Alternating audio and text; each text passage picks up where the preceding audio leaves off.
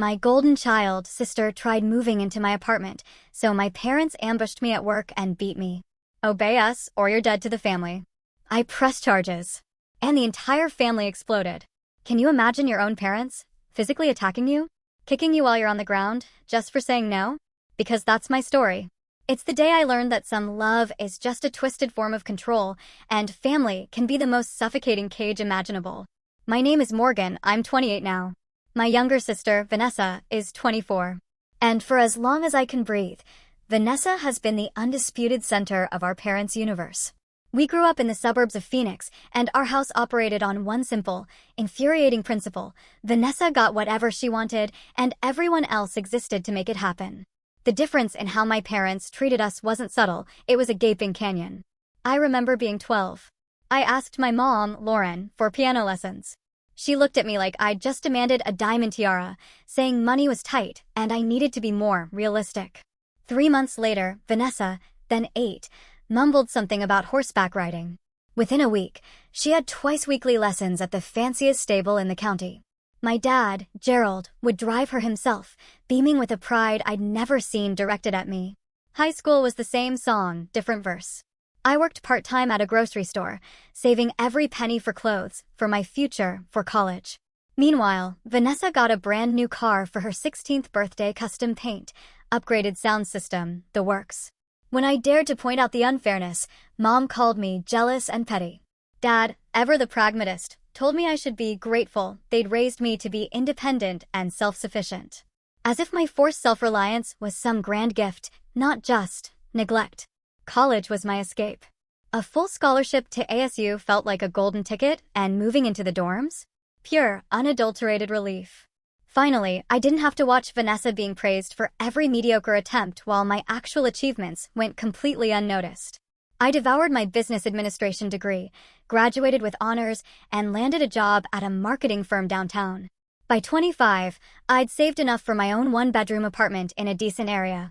It wasn't huge, but it was mine. Every single piece of furniture, every dish, every little decoration, it all represented something I'd earned. Coming home to that space felt like finally being able to breathe after years of suffocating. Vanessa, on the other hand, had dropped out of college twice.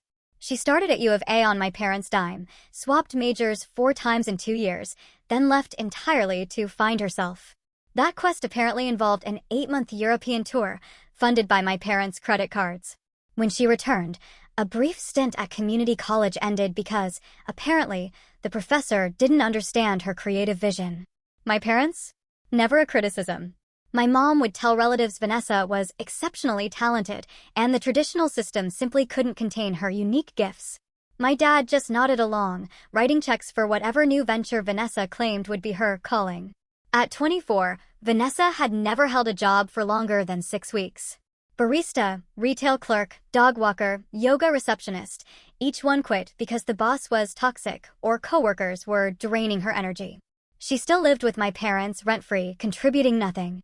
Mom cooked for her, did her laundry, waited on her hand and foot. I kept my distance. Polite. Calculated. I'd show up for mandatory monthly family dinners, smile through Vanessa's rambling tales about her latest pyramid scheme, and bolt the moment politeness allowed. My strategy was simple. Stay cordial, stay separate, build a life they couldn't touch. That strategy shattered on a Tuesday evening in March. My mom called me at work. Her voice had that sickly sweet tone she used when she wanted something. She asked if I was free for dinner that weekend, emphasizing how much they missed me. My stomach tightened instantly, but I agreed. Saturday arrived, and a cold dread settled in as I drove to my childhood home. Dinner started, normally enough. Dad grilled steaks. Mom fussed over the table. Vanessa scrolled on her phone, barely grunting a hello. We ate, making hollow small talk about the weather and work. Then Mom cleared her throat. That specific throat clear that meant a prepared speech was coming. She launched into it. Vanessa had finally found her true passion. She was going to be a social media influencer, building a brand around wellness and lifestyle. This was it. The big opportunity. The thing that would finally launch her into success. There was just one tiny obstacle. Their suburban house wouldn't work for her aesthetic. She needed somewhere urban, modern, stylish. Somewhere that would photograph well. Somewhere like my apartment. My fork, halfway to my mouth, froze. I stared at Mom, waiting for the punchline that never came. She kept talking, explaining it was temporary. 6 months, maybe a year, just until Vanessa built up her follower count. It would be so wonderful for us to bond as sisters. Surely, I wouldn't want to stand in the way of Vanessa's dreams. I set down my fork. Carefully. My voice was calm, steady. No. The word hung in the air like smoke from a gunshot. Mom blinked, her face clouded with confusion, as if I'd spoken a foreign language. Dad leaned forward, his expression hardening. Vanessa looked up from her phone for the first time all evening, her eyes narrowing. Mom tried again. Family helps family, she insisted. This is what people do for each other. I stayed firm. My apartment was 1 bedroom. Barely big enough for me. There was nowhere for Vanessa to sleep but my couch. I wasn't giving up my personal space. Dad's voice took on a sharp edge. You're being selfish, he growled. After everything we've done for you, you owe us this small favor. I almost laughed. Everything they'd done for me, they'd provided the absolute legal minimum, while showering Vanessa with every conceivable advantage. I owed them nothing. Finally, Vanessa spoke. She called me a bitter, jealous witch, someone who couldn't stand to see her succeed. She said I'd always hated her, always resented her talents and opportunities. The dam broke. You've never succeeded at anything in your life, I shot back, my voice shaking with years of suppressed anger. And moving into my apartment wouldn't change that pattern. Dinner exploded into shouting. Mom accused me of cruelty. Dad called me ungrateful, spiteful. Vanessa shrieked that I was sabotaging her future out of pure meanness. I grabbed my purse. My hands were trembling as I drove home, convinced it was over. A big fight, hurt feelings, maybe months of silence. Then an awkward reconciliation. I was so utterly wrong. The calls started the next day. Mom phoned repeatedly, her voicemails spiraling from pleading to enraged. Dad sent texts telling me to reconsider, to think about what I was throwing away. Vanessa, predictably, posted vague messages on social media about toxic people tearing down dreams. I blocked their numbers. Blocked Vanessa on everything. I told myself the storm would pass. They'd realize I meant it. 3 days later, they appeared at my workplace. I'd stayed late for a presentation. The office parking lot was nearly empty around 7 p.m. The March sunset painted everything in orange light. I was thinking about what to make for dinner when I saw it, my parents' SUV, parked 2 spaces from my car. My stomach plummeted. I considered running back inside, but Mom and Dad were already climbing out. I kept walking, keys clutched in my hand, desperately hoping I could get into my car, lock the doors, and drive away before they reached me. I wasn't fast enough. Dad called my name, his voice sharp and commanding. I turned to face them, trying to keep my expression neutral. Mom's face was blotchy, red, like she'd been crying. Dad's jaw was set in that stubborn way that meant he'd decided something, and nothing would sway him. I asked what they were doing there. Dad said they needed to talk. That I'd been avoiding them, and this situation needed to be resolved. There's nothing to resolve, I told them, my voice flat. My answer is no. Showing up at my workplace won't change that. Mom's voice cracked. She started talking about family loyalty, about how disappointed they were in the person I'd become. You were raised better than this, Morgan, she insisted. You were taught to help others, to put family first. Refusing to help your own sister shows a fundamental moral failure on your part. I stood there, my back against my car, and something inside me finally, irrevocably broke. I told them the truth. I laid out every single instance of favoritism, every double standard, every time they had chosen Vanessa over me. I talked about the piano lessons I never got and the horseback riding she tired of after 3 months. My part-time jobs versus her brand new car. My scholarship and student loans versus her 2 failed attempts at college on their dime. Dad's face turned dark red. He stepped closer, invading my space in a way that set off screaming alarm bells in my head. He said I was rewriting history, making myself a victim when I'd always been difficult and resentful. Vanessa, he insisted, had always been the sweet one, the loving daughter, while I was cold and distant. I laughed. The sound came out bitter, sharp.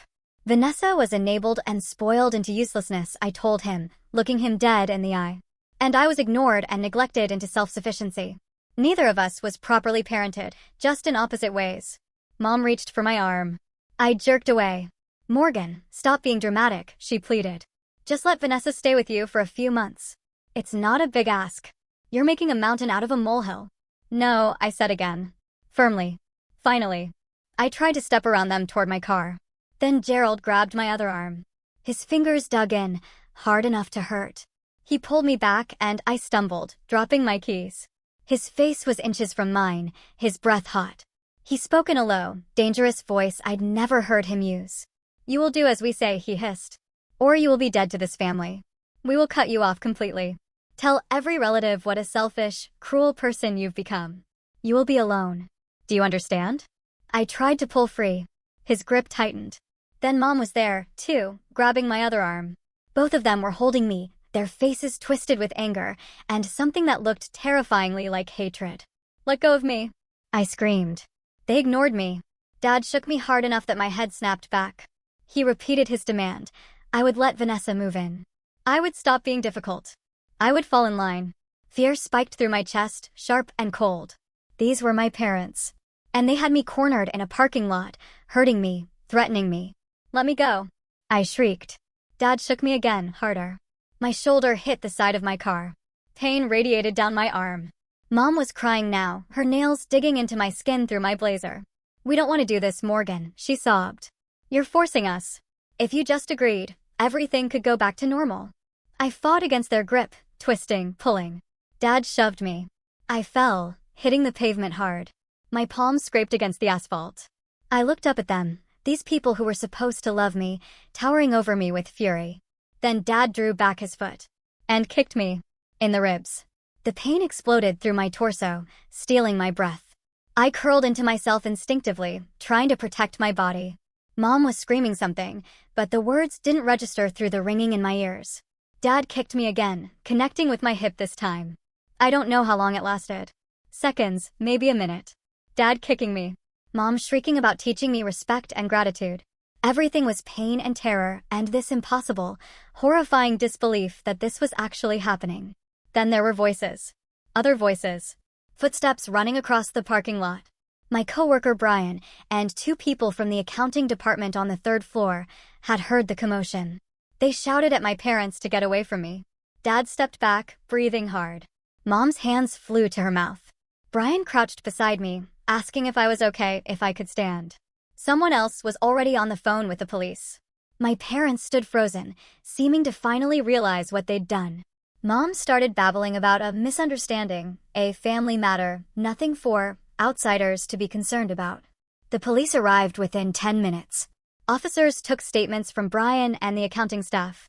Another helped me up, took photos of my torn stockings, scraped palms, the bruises already forming on my arms where my parents had grabbed me. A paramedic checked me over.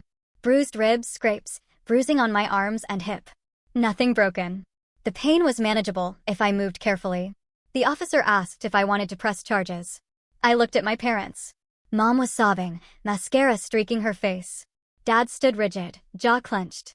They stared at me with an awful mix of rage and something that might have been fear. The officer waited. I said yes. He nodded, then turned to my parents. He informed them they were being arrested for assault. Dad started to argue. The officer cut him off, explaining their rights as he cuffed them. Mom let out a wail. Dad's face went purple with fury, but he didn't resist.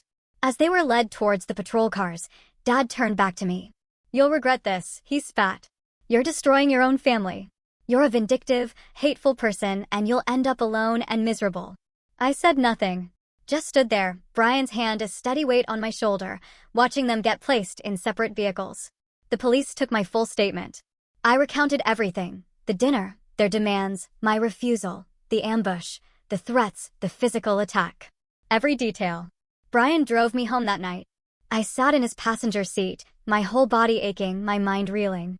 My parents. They had assaulted me. Physically attacked me because I wouldn't give in to their demands. The people who were supposed to protect me had deliberately, brutally hurt me. Over the next few days, the full weight of what I'd set in motion became horrifyingly clear. My parents were charged with assault and battery. They hired a lawyer who immediately tried to spin it as a family dispute that got out of hand. But the prosecutor had photos of my injuries, statements from 3 witnesses, and my detailed account. The case was solid. Vanessa, of course, launched a social media campaign. Tearful videos about her innocent parents being arrested over a simple disagreement. She claimed I'd always been dramatic and attention-seeking, that I'd exaggerated or even faked my injuries to punish the family. Her small following, maybe 200 people, shared her posts, adding their own ridiculous commentary about ungrateful children. My extended family chose sides. My mother's sister, Patricia, called me, begging me to drop the charges. Lauren and Gerald made a mistake, Morgan, but surely you can forgive them? Family forgives each other. I asked her if she would forgive someone who kicked her while she was on the ground. Silence. Then she called me dramatic. My father's brother, Kenneth, sent a long email, explaining he'd always known I was troubled, that my jealousy of Vanessa had been apparent since childhood. He suggested I get professional help. I blocked them all. Every single relative who tried to lecture me about forgiveness or family loyalty. I was done. My parents made bail. Within a week, they had a PR person who somehow got a local news station interested in their version of events. The segment portrayed them as heartbroken parents whose eldest daughter had turned against them over a simple request to help her sister. Mom cried on camera. Dad looked stoic, wounded. It never mentioned the ambush, my bruises, or the witnesses. It painted me as the aggressor, weaponizing the legal system. My lawyer, Christine Reeves, a sharp woman, advised me to say nothing publicly. The criminal case would proceed regardless of public opinion. Speaking to the media would only give their lawyer ammunition. I followed her advice, even as Vanessa's social media crusade intensified. She started a fundraiser for their legal fees. Daily updates about their suffering. She shared old family photos, carefully selected ones where I looked sullen while they all beamed. Her narrative painted me as the family black sheep who'd finally snapped. What Vanessa didn't know was that I'd been documenting everything for years.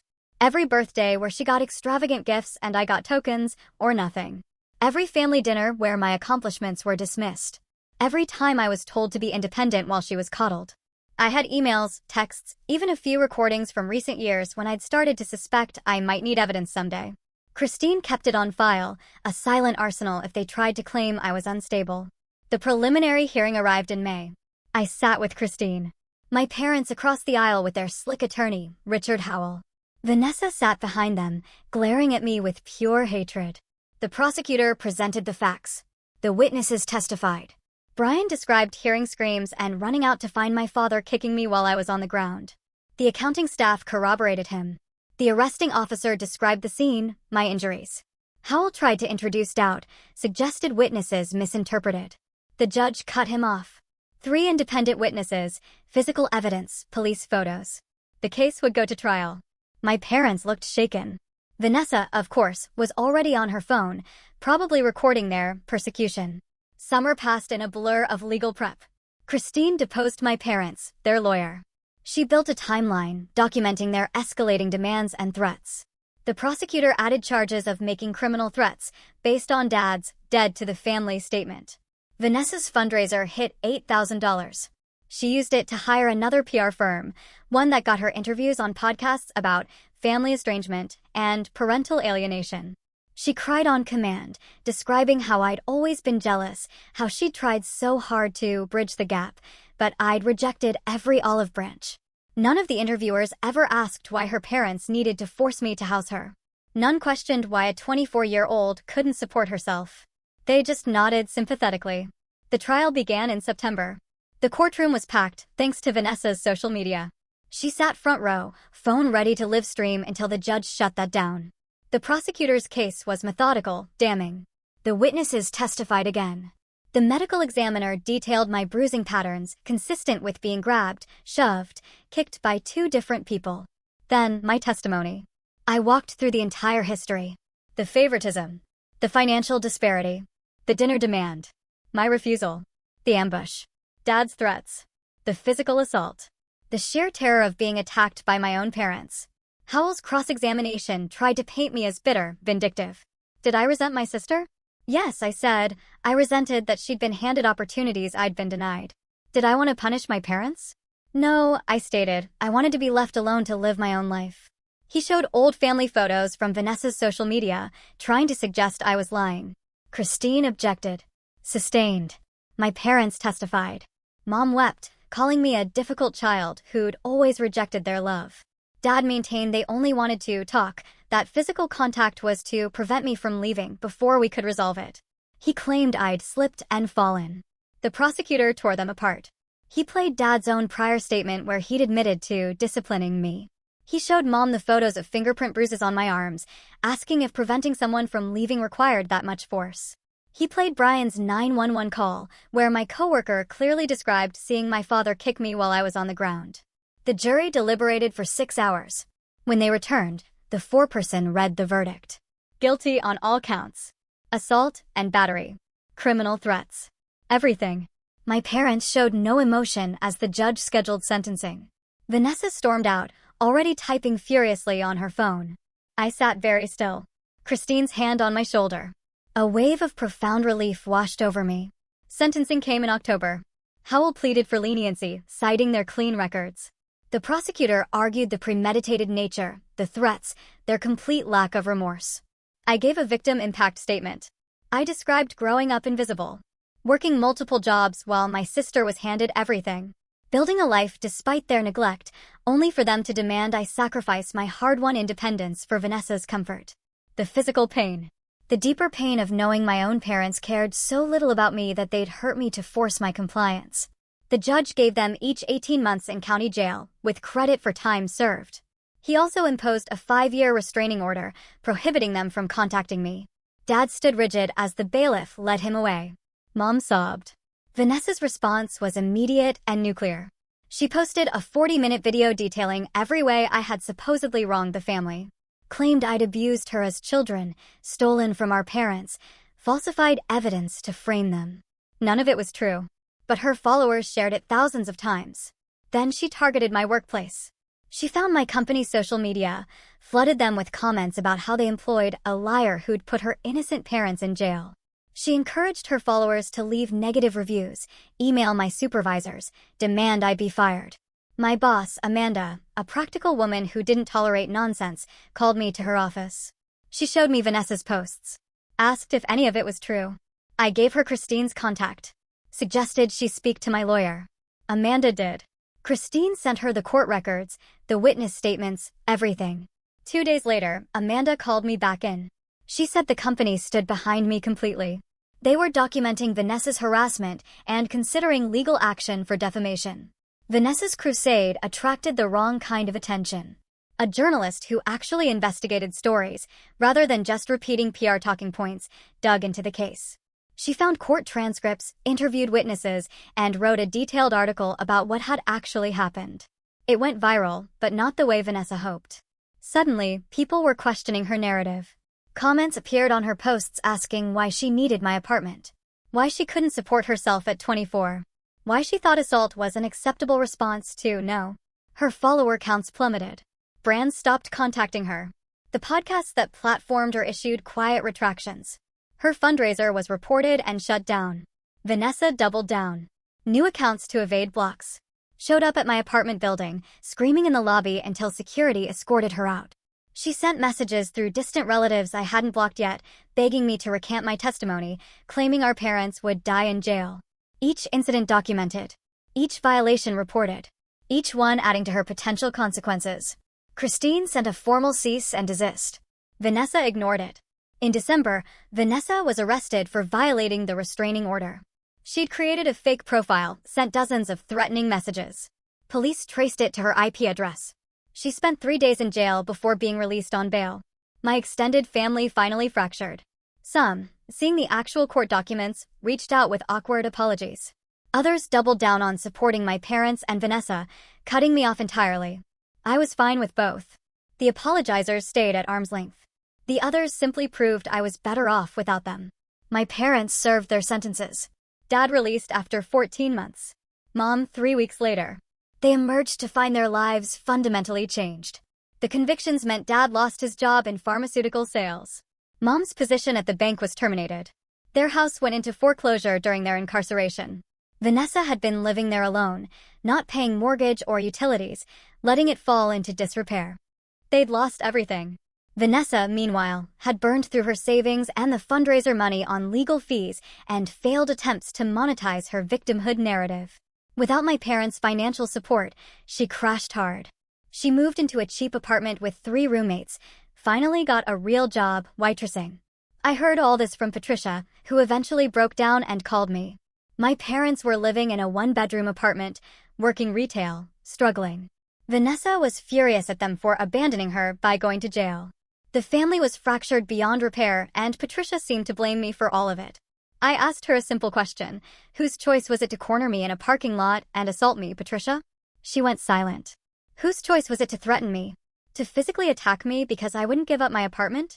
Whose choice was it to prioritize one daughter so completely that the other became expendable? Patricia insisted I could have just let Vanessa move in. None of this would have happened if you'd been more flexible. I told her that was exactly the problem. My entire family believed I should sacrifice anything and everything for Vanessa's comfort. The fact that my parents had attacked me, and she was still suggesting I should have complied, told me everything. I hung up, blocked her number. What Patricia didn't tell me, but what I discovered later through public records, was the full extent of my parents' collapse. Beyond losing their house, they'd accumulated nearly $70,000 in legal fees. Their retirement accounts liquidated.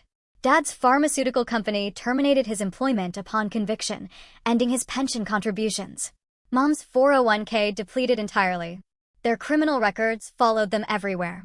Dad, after 60 applications, took a job stocking shelves at a hardware store. Mom fared slightly better, an administrative assistant at a small accounting firm, but her salary was a fraction of what she'd earned. They went from upper-middle-class comfort to scraping by. Vanessa's situation deteriorated even faster. Without my parents' financial cushion, she discovered employers weren't impressed by her sporadic work history. The restaurant job lasted 4 months before she was fired for lateness and arguing. She cycled through temp agencies, abandoning data entry positions after a week or two. Her social media, once her pride, became a liability. Employers would search her name, find the viral article exposing her false narrative, her harassment campaign against me. Interview callbacks stopped. She started using only her first name on applications. Through a former coworker, I heard she'd become bitter, convinced I'd orchestrated everything to destroy her. In her reality, I'd manipulated our parents into attacking me, engineered witnesses, falsified injuries, all to punish her for being more loved. The irony was completely lost on her. She couldn't see that her entire crisis stemmed from an inability to accept the word no. If she'd just accepted my refusal, none of this would have happened. But accepting that would mean acknowledging she wasn't entitled to my space, my resources, my compliance. Her roommates eventually asked her to leave after she stopped paying rent. She moved into a converted garage, sharing it with another woman. I felt nothing when I heard this. Not satisfaction, not pity. Just a distant acknowledgement that consequences had finally caught up to someone who'd spent 24 years avoiding them. Kenneth, my father's brother, the one who'd emailed about my need for therapy, sent another message a year after the trial. This one was different. He'd done some digging, talked to relatives who'd actually examined the evidence. His email was a carefully worded apology, acknowledging he'd rushed to judgment. I appreciated the gesture, but didn't respond. The damage was done. Some bridges, once burned, aren't worth rebuilding. The one family member I did maintain contact with was my father's youngest sister, Diane.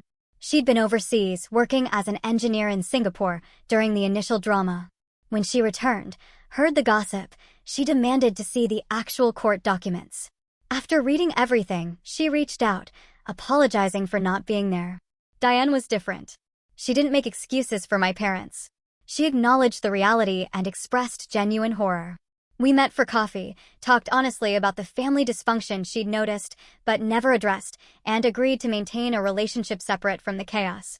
Through Diane, I learned my parents had tried to contact her, hoping she'd be an intermediary. She'd refused flatly, telling Dad if he wanted to communicate with me, he should reflect on why I'd obtained a restraining order. He hung up on her. The second anniversary of the assault came and went without incident. No dramatic attempt at contact. My parents were focused entirely on survival, working low-wage jobs, trying to rebuild. Vanessa, similarly occupied with her own struggles. My life, meanwhile, transformed. Promotion to senior marketing manager. I moved to a larger apartment, in a building with excellent security. My relationship with Trevor, a kind man I'd started dating, had progressed. His family welcomed me warmly, shocked by my stories, but understanding when I explained why I couldn't maintain contact with my own. Sometimes people ask if I regret pressing charges. If I wish I'd handled things differently. The answer is simple. No. My parents made a choice when they decided their wants mattered more than my safety. They made a choice when they cornered me, threatened me, and physically attacked me. I didn't put them in jail. Their own actions did that. I chose to protect myself and demand accountability. Everything that followed was the natural consequence of their decisions, not mine. The family fell apart because it was built on a rotten foundation of favoritism, entitlement, and the expectation that I would endlessly sacrifice for Vanessa's benefit. I don't miss them. I don't miss the constant comparisons, the dismissal of my accomplishments, the assumption that my life and space and resources were available for Vanessa's use whenever she wanted them. I don't miss being treated as lesser, as the child who didn't matter as much. What I have now is peace. A life I built entirely on my own terms. Relationships based on mutual respect, not obligation. The freedom to say no without fear of punishment. They wanted me to believe I'd be lost without them. That cutting off family would leave me alone and miserable. Instead, removing their toxicity from my life opened space for genuine connections and real happiness. My parents learned that threatening someone and then assaulting them has consequences. Vanessa learned that she couldn't coast forever on other people's resources. My extended family learned that blind loyalty to abusers makes them complicit. I learned that I'm stronger than they ever gave me credit for. Standing up for myself was worth every difficult moment that followed. And that sometimes, the family you need isn't the one you're born into, but the one you build from people who actually value you. The restraining order remains in effect. I hope I never hear from any of them again. And if they've learned anything from this disaster of their own making, they'll respect that boundary and leave me alone to live the life they never wanted me to have. One where I matter. Where my needs are important. And where saying no doesn't result in violence. That's not revenge. That's justice. And I'd make the same choice again without hesitation. What do you all think? Have you ever had to choose between your own well-being and a dysfunctional family? I really want to hear your stories in the comments below.